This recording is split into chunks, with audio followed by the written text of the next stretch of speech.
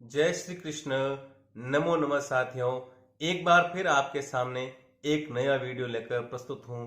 यदि आपने इस चैनल को सब्सक्राइब नहीं किया है तो सब्सक्राइब अवश्य कर लें। मित्रों, आज आपके सामने मैं एक ऐसा विषय लेकर प्रस्तुत हूं जो हर बार किसी भी मुहूर्त में अपने सामने आता रहता है। किसी भी त्योहार को मनाने जाए, कोई भी मुहूर्त करने जाए तो भद्रा के बारे में हम काफी सुन चुके हैं। आज हम ये जानेंगे कि ये भद्रा है क्या, भद्रा कब कब होती है और कौन सी भद्रा शुभ है, कौन सी भद्रा अशुभ है।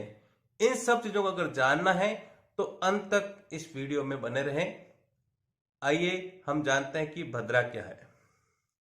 कहा जाता है कि भगवान शनि की बहन और सूर्य की पुत्री भद्रा है, जिसका उत्पत्ति जो है वो राक्षसों के वध के लिए हुई थी। वास्तव में जो 11 करण है उसमें से 7 चर करण कहे गए हैं और 4 स्थायी करण हैं। उनमें एक विष्टिकरण है, उसी को भद्रा कहा जाता है। विष्टिकरण जब भी होगा वो भद्रा होगी। कृष्ण पक्ष में दशमी और तृतीया को परार्ध की भद्रा होती है और सप्तमी और चतुर्दशी को पूर्वार्ध की भद्रा होती है।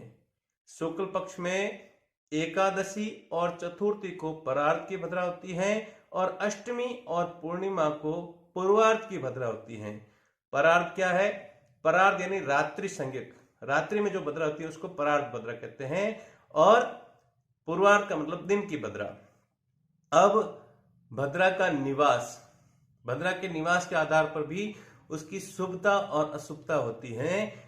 मेष, मकर, कर्क और वृष, इनकी भद्रा स्वर्ग की कहा गया। श्लोक में कहा गया है कि मेष, मकर, वृष, कर्कट स्वर्गे और कन्या, मिथुन, तुला, धनु नागे, यानी नाग का अर्थ है पाताल, और कुंभ, मीन, अली, केसर, मृत्यु, अर्थात ये 3 लोकों में भद्रा विचरण करती रहती है कि मेष, मकर, वृष और कर्क का चंद्रमा जब भी हो तो भद्रा स्वर्ग लोक की होती है, और कन्या, मिथुन, धनु और तुला का चंद्रमा हो तो उस दिन भद्रा नाग अर्थात पाताल लोक की होती है। कुंभ मीन अली का मतलब होता है वृश्चिक राशि और केसर का मतलब होता है सिंह राशि, यानी कुंभ, मीन, वृश्चिक और सिंह, इनकी भद्रा मृत्यु लोक की भद्रा होती है।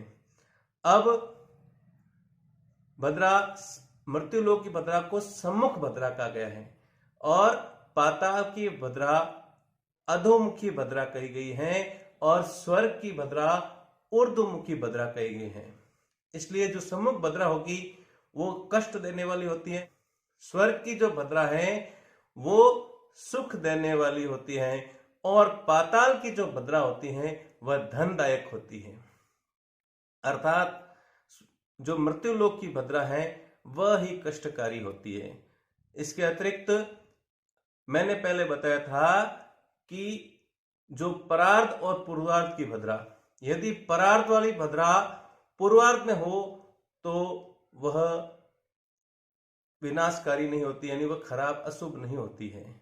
यदि पूर्वार्ध की भद्रा परार्ध में हो, यानी रात्रि की भद्रा दिन में हो तो वह अशुभ नहीं होगी, और दिन की भद्रा यदि रात्रि में हो तो वह अशुभ नहीं होती है।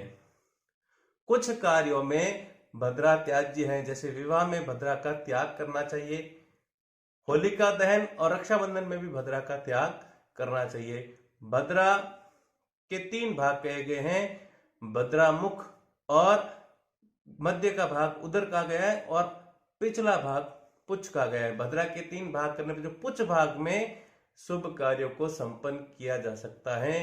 इस प्रकार भद्रा का निर्णय करते हुए हमें मुहूर्त का भी निर्णय करना चाहिए। भद्रा से हमें डरना नहीं चाहिए। प्रत्येक प्रकार की जो भद्रा है वो अशुभ नहीं होती है, इसलिए जिन जिन कार्यों, विशेष कार्यों में भद्रा का त्याग किया गया है और जिस जिस भद्रा को अशुभ कहा गया है उसी में कार्य नहीं, शुभ कार्य नहीं करने चाहिए। अन्यथा पाताल और स्वर्ग लोक की भद्रा अच्छी कही गई है उसमें हम शुभ कार्य कर सकते हैं। जय श्री कृष्ण।